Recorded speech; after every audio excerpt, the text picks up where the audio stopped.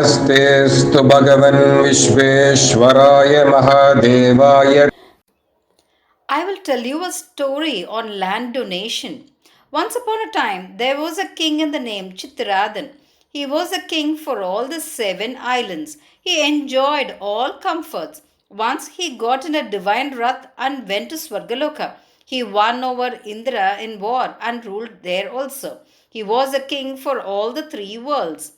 One day he thought in surprise how he got such a life and prosperity.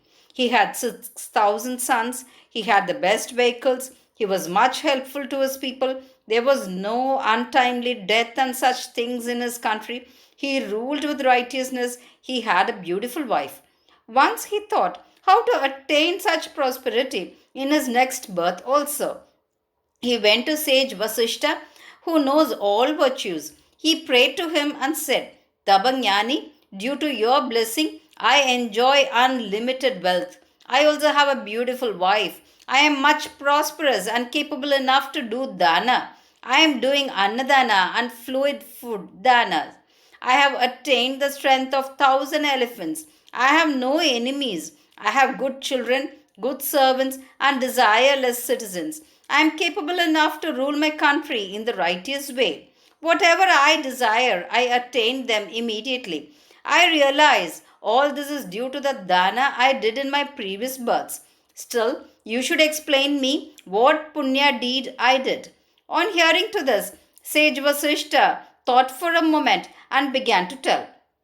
O king, in your previous birth, you were born in low caste in the city of Avanti. King Dharmabala, who ruled that place, did ample danas, but still you didn't go to him for receiving anything. You lived a life as per the nature of your caste.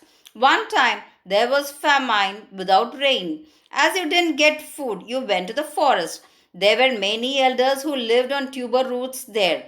Due to famine, many people came to that forest. After some time, life became difficult there also, as there was not much food in the forest also. At that time, you burnt the woods and lived on selling that charcoal. One time, you carried a bundle of firewoods in your head and went to the nearby city to sell them. Even after going around to all places, nothing was sold. That was the month of February March, full moon day. It was also a lunar eclipse day. The Vedic scholars of the city conducted Homa in the house of a Vaisya. Along with your wife and the bundle of woods in your head, you went there and you were watching that. As it was much cold, you put your firewoods in that Homa Kunda and made it warm for the Brahmanas there, and you also stayed there.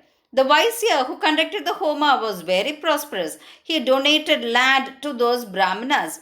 Seeing that, you felt sad, thinking, oh, what an auspicious time this is. I don't have anything to give to the Vedic scholars now. I'm poor, so I will do dana in mind.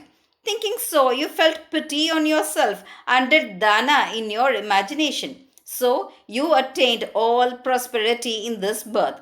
So, you keep doing land dana now. If you do land dana, you will attain the positions which cannot be attained even by devas. You heard your previous birth story, as I said, right? O king, if you do land dana, you will remain in Swargaloka forever. So keep doing that dana.